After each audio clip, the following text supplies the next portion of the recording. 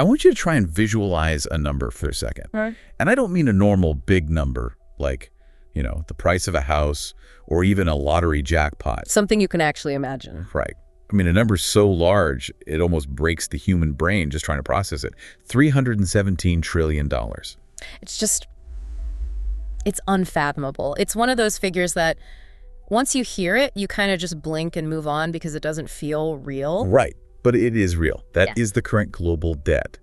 To put that in perspective, the sources we're looking at today point out this is 330% of the entire world's total economic output. Which is a fancy way of saying we owe 3 times more than the entire planet creates in value. Yeah. The visualization that really stuck with me from the research was this. Imagine if the entire planet, every person, every business, every government, stopped buying coffee, stopped building roads, stopped doing anything. No consumption, just pure repayment. Right.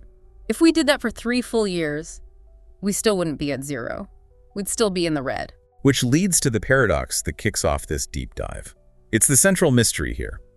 If every country is in debt and every major corporation is leveraged to the hilt, and most of us, are drowning in loans, who exactly is the creditor? That is the question, isn't it? Usually if I owe $10, I owe it to you. The debt is your asset.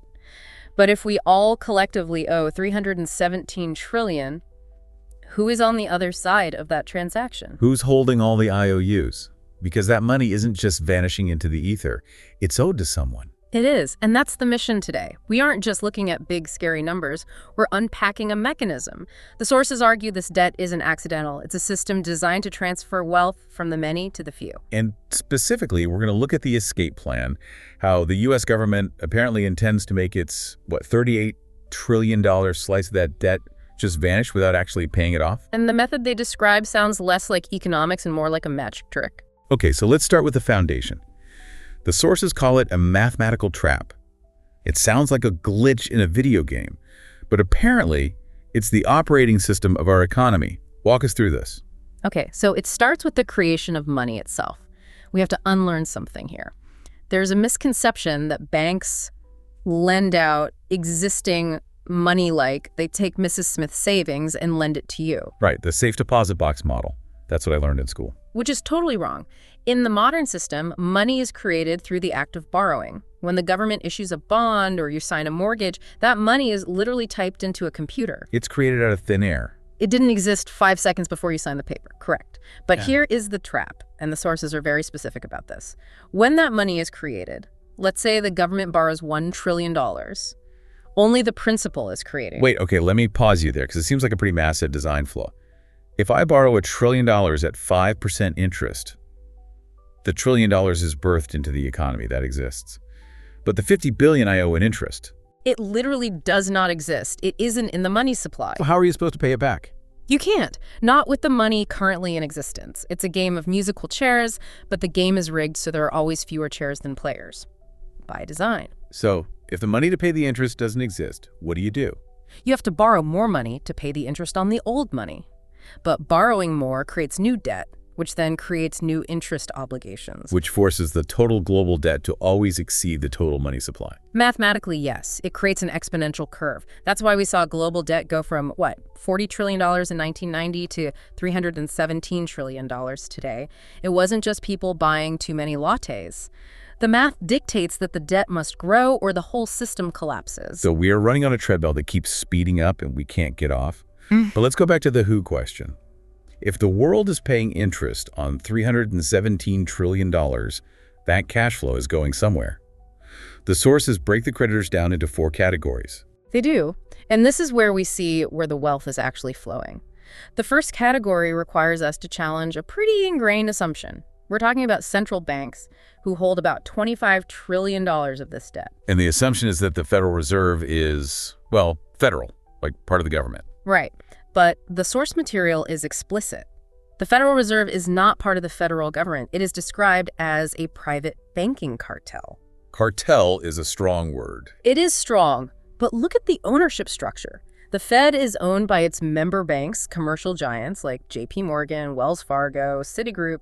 They actually receive a 6% annual dividend on their shares in the Fed. I think most people assume the Fed's profits go to the taxpayer. Some do, but the structure is private. The sources trace this all the way back to the Bank of England in 1694. That was the blueprint. It was a private company set up to lend money to the king for his wars.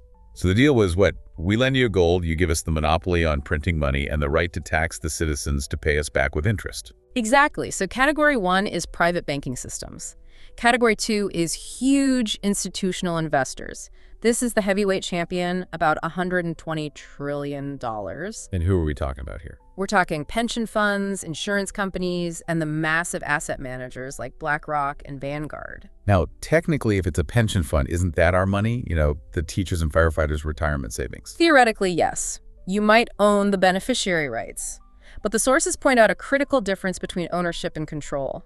The average firefighter isn't deciding how that capital is deployed. A tiny elite of fund managers is. So it's public money, but private power. Precisely.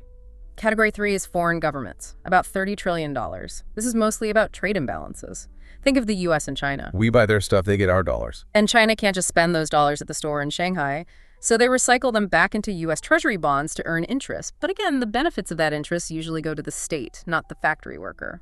Which brings us to Category 4, the one that feels the most traditional, maybe, wealthy individuals. About $40 trillion held by the ultra-rich, the top 1%, and specifically the top 0.01%. The sources mention dynastic families, historical names, but it applies to any billionaire class. This is the rentier class economists talk about. Yes, it's making money from money.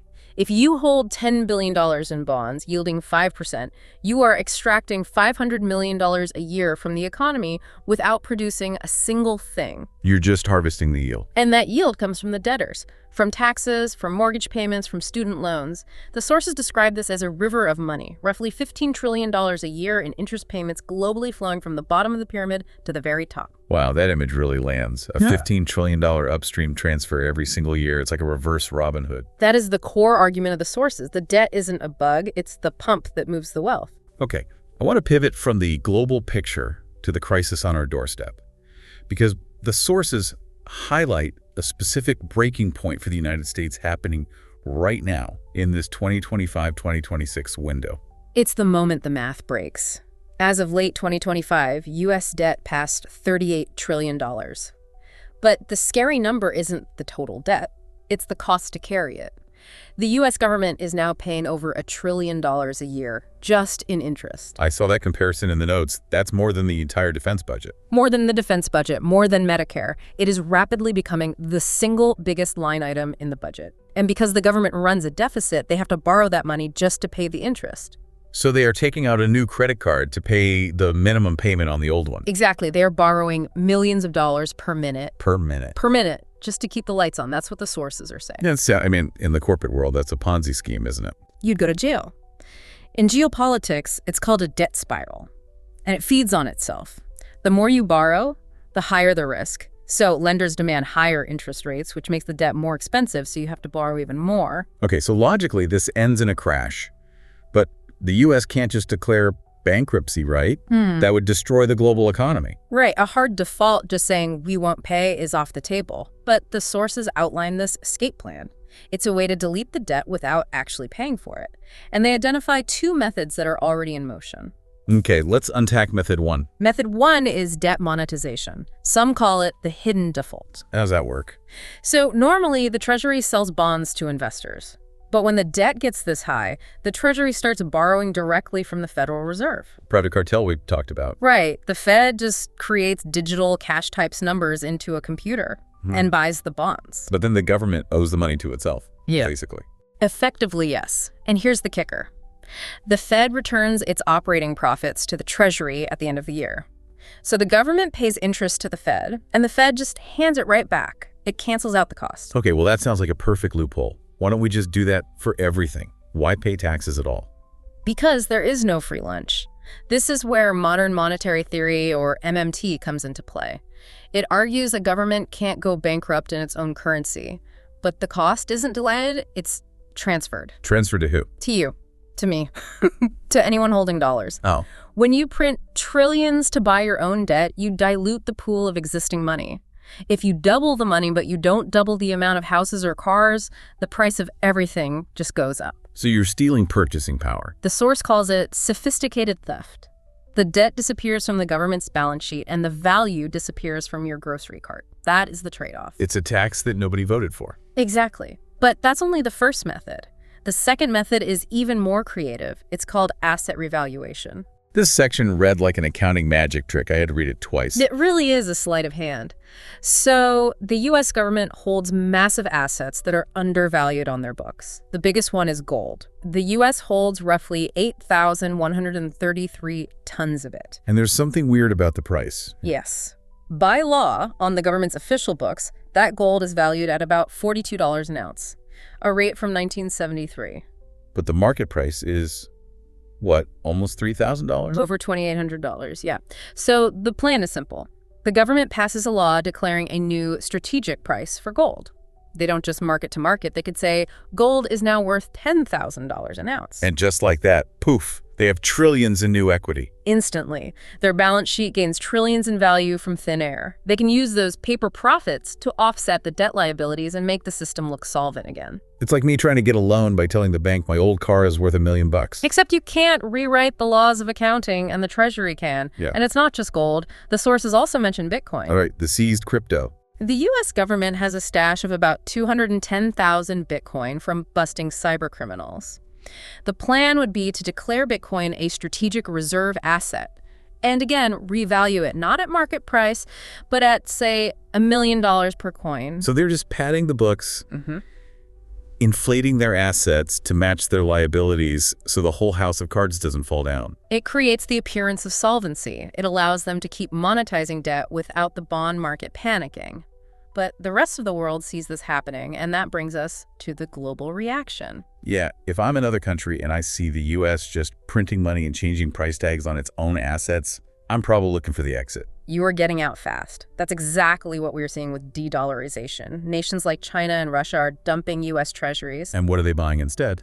Gold. Central banks around the world are buying gold at record rates. They're preparing for a world where the dollar is worth a lot less. Correct. The BRICS nations are even trading in local currencies to bypass the dollar entirely. They know the inflation is coming, they know the hidden default is the plan, and they don't want to be the ones holding the bag. So we have this massive debt, a plan to inflate it away, and the rest of the world trying to exit. What does the end game look like for the average person?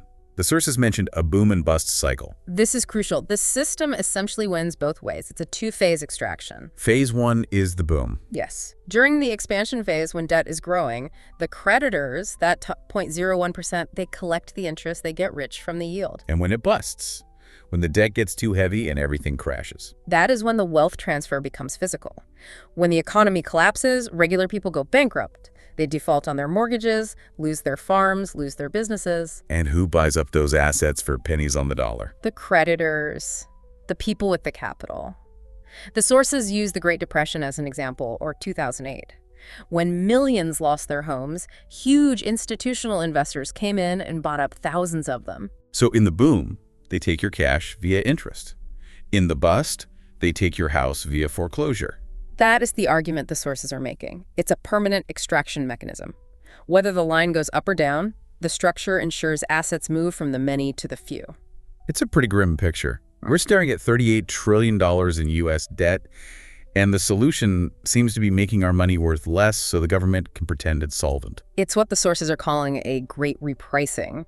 The government is essentially admitting the currency is the release valve. They'll sacrifice the dollar to save the bond market. So if the plan is to inflate the debt away, that means every listener right now is effectively paying that debt through the loss of value in their paycheck and their savings. Yes, it is a hidden tax. You don't get a bill in the mail for it, but you see it at the grocery store. You see it when a used car costs what a new car used to. That's the debt being paid. Okay, let's wrap this up. This has been heavy. We've unpacked the mathematical trap.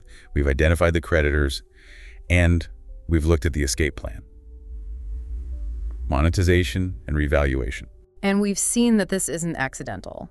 The sources argue this is a feature of the design, meant to keep the system running while extracting wealth. It really forces you to rethink what money actually is. It's not just a neutral tool, it's a system of control. It does. And that leaves us with a final provocation for everyone listening. The sources suggest we are moving toward this great repricing. If the system is designed to dilute the value of your labor and your paper savings just to keep the government afloat, what is the real store of value in the future? Right. If the dollar is the thing being sacrificed, what's the thing that stays safe? And more importantly, is it even possible to opt out of a system that is designed mathematically to keep you in debt? That is the question we all need to answer for ourselves. A heavy question, but a necessary one. Thanks for joining us on this deep dive. We'll catch you next time.